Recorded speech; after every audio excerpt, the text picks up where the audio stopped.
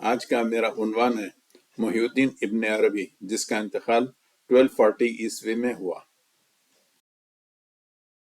شیخ العارفین اور شیخ اکبر کا درجہ دیتے ہیں۔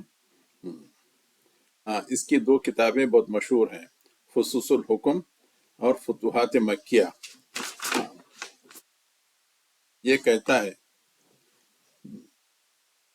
کہ یعنی فتوحات مکیہ کے بارے میں کہتا ہے، میں نے اس کتاب کا نام فتوحات مکیہ فی معرفت الاسرار المالکیہ و ملکیہ رکھا، اس لیے کہ میں نے اس کتاب میں اکثر وہ باتیں بیان کی ہیں جو اللہ تعالیٰ نے مجھے بیت مکرم کے طواف اور حرم شریف میں مراقبے کے دوران عطا فرمائی۔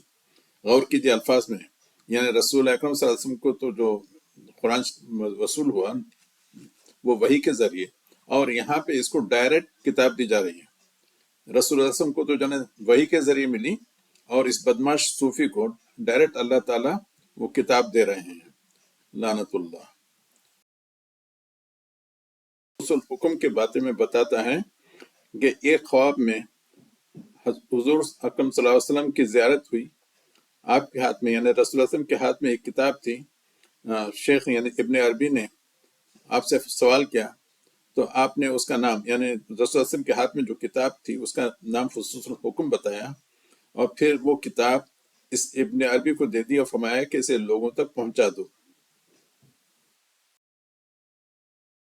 بہت اہم ہے اور اس کا بہت سی زبانوں میں ترجمہ ہوا ہے، حتی لیٹن میں بھی، انگلش میں بھی ہے۔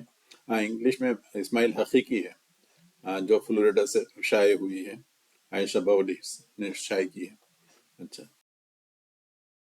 تھانوی نے بھی ان کی وہ لکھی ہے، یہاں سے بھی بہت سے، یعنی ہر صوفی نے اس کے اوپر کچھ نہ کچھ کام کیا ہے۔ اس کی اہمیت اتنی تھی کہ سلطنت عثمانیہ میں اس کے خلاف کوئی بول نہیں سکتا تھا، بہت قابل تعزیر جرم تھا اگر ایسی کتابوں پر کوئی تنقید کرے۔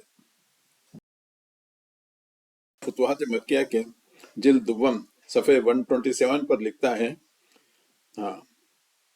تم محمد عظیم الشان کو محمد گمان کرتے ہو، جیسے تم سراب یعنی مریج کو دور سے دیکھ کر پانی سمجھتے ہو، اور وہ ظاہری نظر میں پانی ہی ہے، مگر حقیقت آپ نہیں بلکہ ایک سراب ہے، ایک دھوکہ ہے۔ جب تم محمد کے قریب آؤ گے تو تم محمد کو نہ پاؤ گے بلکہ صورت محمدیہ میں اللہ تعالیٰ کو پاؤ گے، اور رویت محمدیہ میں اللہ تعالیٰ کو دیکھو گے۔ یعنی اللہ تعالیٰ اور نبی اکرم میں کوئی فرق نہیں ہے۔ یہ ایک عقیدہ ہے جس کو حقیقت محمدیہ کہتے ہیں، یہ صوفیوں میں بہت کامن ہے، میں نے سمجھنے کی کوشش کی، آج تک مجھے سمجھ میں نہیں آیا۔ یعنی ایسا لگتا ہے کہ وہ حقیقت محمدیہ بروز کرتی ہے، کبھی جو حضرت آدم کی شکل میں آ جاتی ہے، کبھی نوح کی شکل میں، کبھی مسیح کی شکل میں، کبھی موسیٰ کی شکل میں، بس یہ چلتے ہی رہتا ہے۔ مزے کی چیزیں ہیں، مزے کے نہیں، بہت ہی گمراہ کن چیزیں ہیں۔ یہ کہتا ہے کہ ابلیس نے حضرت آدم کو اس لیے سجدہ نہیں کیا چونکہ اس نے جو حضرت آدم کے اندر جو اللہ چھپا ہوا تھا اس نے اس کو نہیں دیکھا۔ اگر اس کو معلوم ہوتا کہ آدم کے اندر اللہ چھپا ہوا ہے تو وہ ضرور ان کو یعنی حضرت آدم کو سجدہ کر لیتا۔ پہ حضرت موسیٰ کے لیے جو آواز آئی تھی وہ کہتا ہے کہ نہیں، وہ موسیٰ کی اللہ تعالیٰ کی آواز نہیں تھی بلکہ موسیٰ کے دل سے آواز آئی تھی، یعنی اللہ تعالیٰ موسیٰ کے دل میں تھا اور وہاں سے آواز آئی۔ اچھا، اسی عقیدے کو دیوبندیوں کے شیخ عرب و عجم امداد اللہ مہاجر مکی میں بھی یہی جملہ لکھا ہے، شاید امداد المشتاق میں۔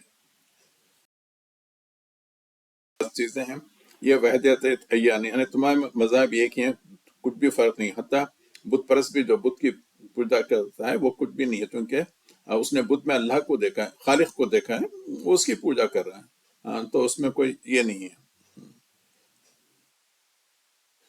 کیونکہ وہ کہتا ہے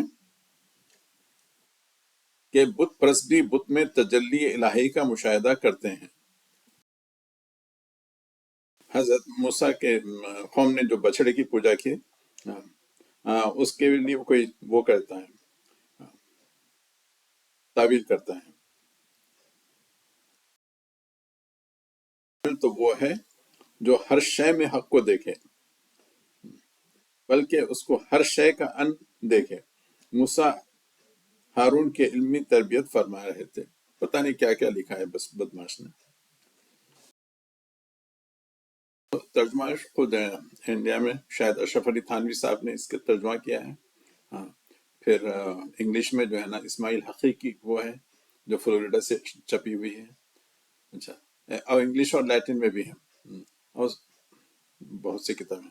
اللہ تعالیٰ، ہاں، اچھا خیر، اس کو تو دیوبندی اور بریلوی شیخ العارفین کہتے ہیں، مگر سلفی اور اہل حدیث علماء اس کو کافر، زندیق اور مرتد کہتے ہیں۔